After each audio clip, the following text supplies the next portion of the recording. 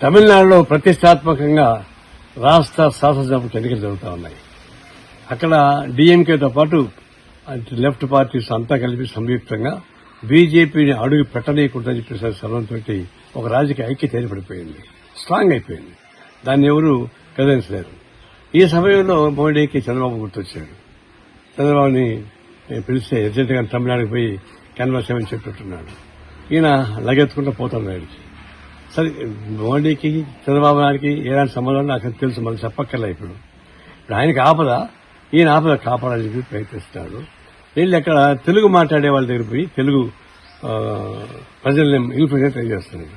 నేను ఒకటి అడుగుతాను, జయలలిత ముఖ్యమంత్రిగా ఉన్నప్పుడు తెలుగు స్కూల్స్ అన్ని బ్యాన్ చేయడానికి తీర్మానం పెట్టేసింది.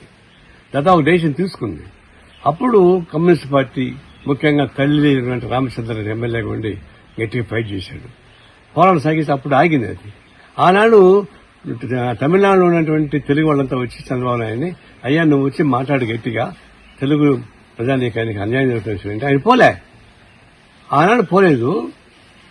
తమిళనాడులో ఉన్న తెలుగు ప్రజానీకానికి అన్యాయం జరుగుతుంటే చూస్తూ ఊరుకున్నాడు. అలాంటి ఇప్పుడు పోయి తెలుగు వాళ్ళని ఓటేయండి, బీజేపీ కూటమి కండి, ఏ మొక్క పెట్టుకుని చెప్తాం?